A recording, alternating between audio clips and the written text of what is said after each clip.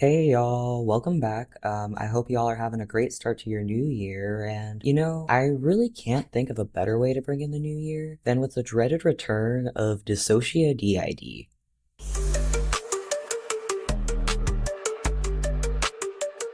I'm sorry, y'all. I know that I'm really late on this, but for today, we're going to be talking about DissociaDID's December 2025 return to openly malingering online. But right quick though, I do want to shout out rpink8531 for recommending this video topic because I actually do not keep up with DissociaDID like that, mainly because I thought after that whole thing that happened in 2020 with her and Team Pinata. I thought after all of that, she was pretty much canceled, but I guess not because she posted this YouTube video in the beginning of this past December after having gone AWOL partway through 2025. So in her new video, she talks about what you would expect. She explains where she's been, what the purpose behind her channel was supposed to be, and what her plan is going forward. So let's go ahead and go through it.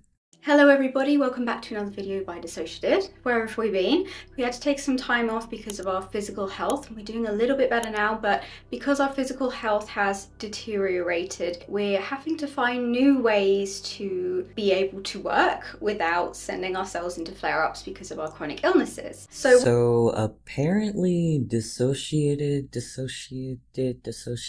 I'm gonna just call her Chloe. So apparently Chloe also has chronic physical illnesses now, which is news to me at least. So I took a look at her subreddit and allegedly she's claiming to have catatonia, seizures, and chronic fatigue syndrome. Now, I don't know about y'all, but to me, this just seems like more fabricated lore for content. Like, she makes a living off of being unwell, right? And there's only like so many times that she can use DID to avoid accountability before her audience retention starts to drop. But regardless of that, I'm still gonna do a quick rundown of the physical issues that she's claiming. So, catatonia is actually a symptom that is most commonly associated with schizoaffective and bipolar disorders, but it can also be caused by certain neurological and metabolic issues. Now, with seizures, when people hear the word seizure, they usually will think of epilepsy or some other medical issue that'll cause someone's neurons to just start going haywire. But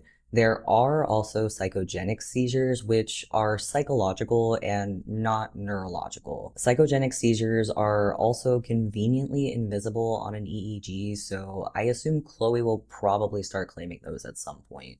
Now, chronic fatigue syndrome is considered to be a diagnosis of exclusion. Basically, what that means is that doctors should be ruling out a variety of medical issues or lifestyle factors like sleep disorders, poor nutrition, autoimmune diseases, medication side effects, etc. All of those things should be ruled out as the cause for chronic fatigue before diagnosing CFS.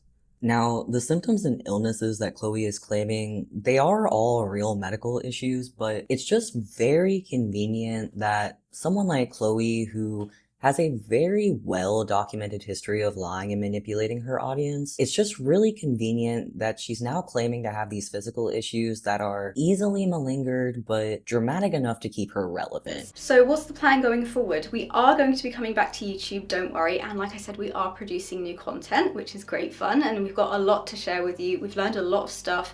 There are new members of the system. Fusions have happened. A lot of progress has happened and we're really excited to share with you all of that, including things that we've learned through stuff like courses and certificates that we've got, as well as our personal journeys and therapy and stuff that we've learned from first-hand experience. So, Chloe claims that she's made a lot of quote-unquote progress during her YouTube absence. And some of that progress includes the exact opposite of what is considered progress in DID treatment. New dissociative self-states and an overall increase in the complexity of her symptoms is not indicative of progress. Making progress will generally mean less dissociation, not more. But for someone like Chloe or other DID malingerers online, actual treatment or recovery is counterintuitive. Chloe has built not just her entire identity around DID, but her entire profession and income around a diagnosis that she bought from a UK diagnosis mill. And now, for the rest of her life, she'll be best known for a disorder that she doesn't even have and refuses to recover from. And again, like most DID influencers, Chloe sees herself as the best resource for educational information on DID. Now, this is not only because of her alleged but very questionable experience living with the disorder, but also because she is now taking courses and earned unspecified certificates in some unspecified field. Alright, now hear me out, y'all, because this is something that I think every single mental health influencer needs to hear.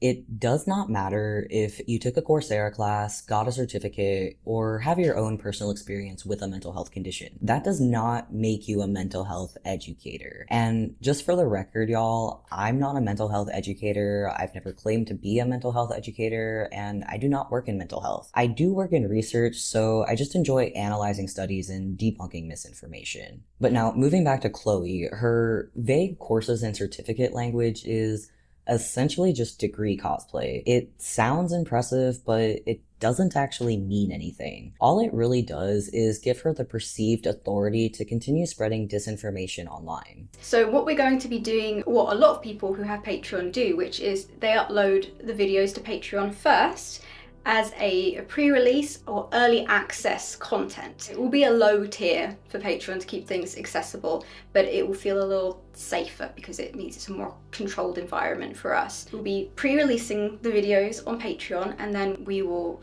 take those videos and we will release them to everybody.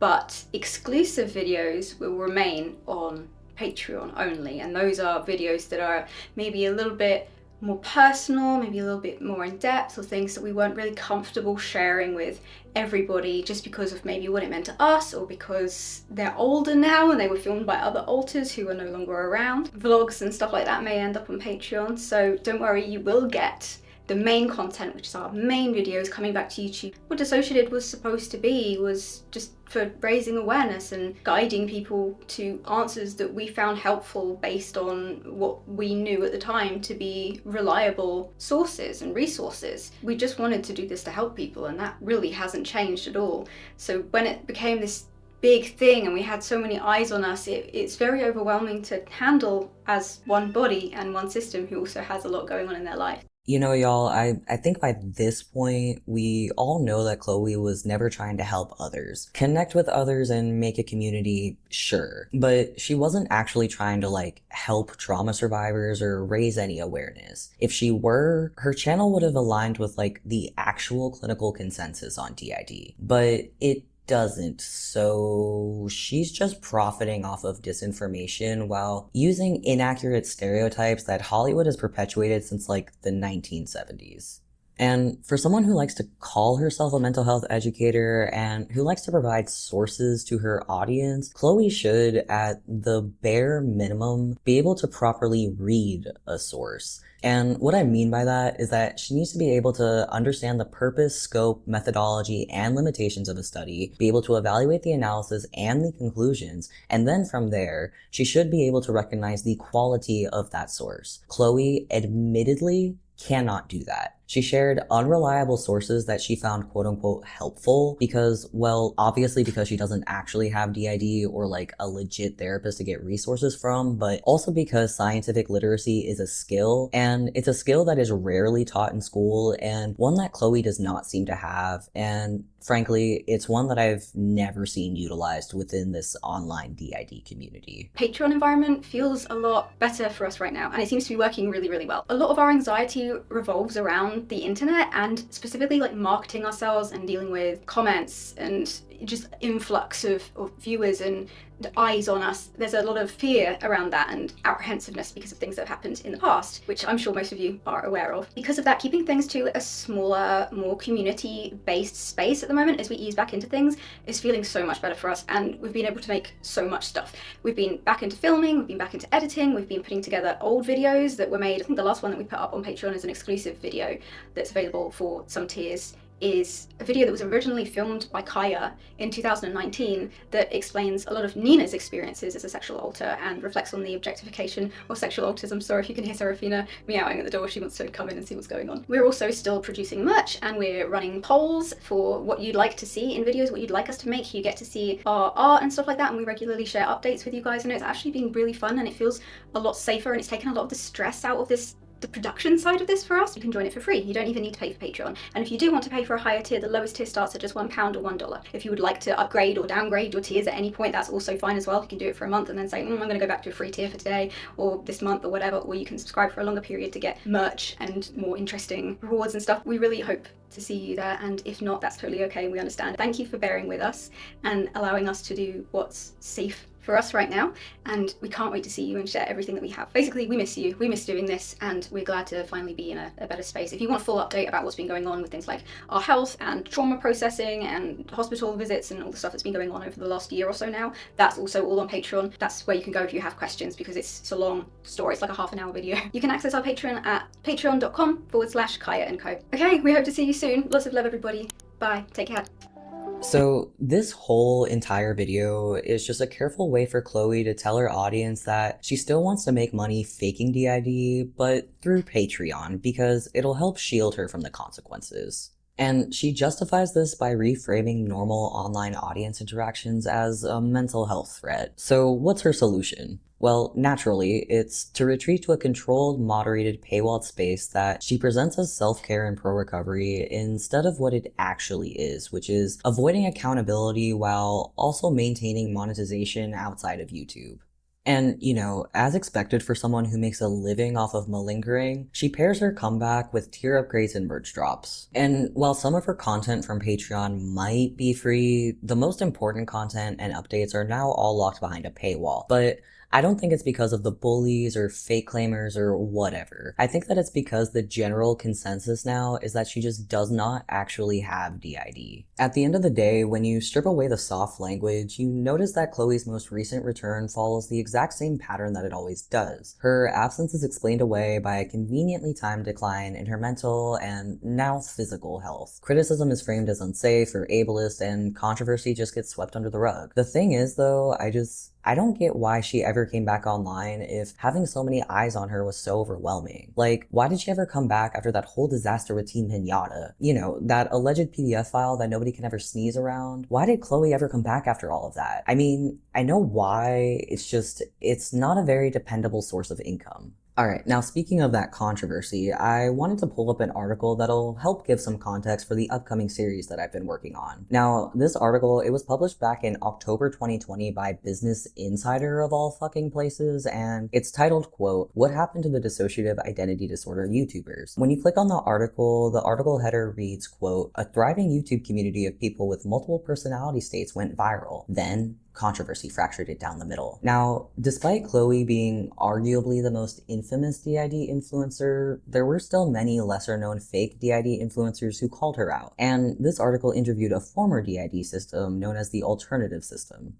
Now, if I remember correctly, her and Muse, if y'all don't know who Muse is, you really need to watch Moise videos on her. I'll link them below because it's a wild ride, and it's similar to the wild ride we'll be going on. But the alternative system and Muse, they were the less popular DID YouTubers, and they were the ones who really started to get the whole online DID community in general to start to turn on Chloe.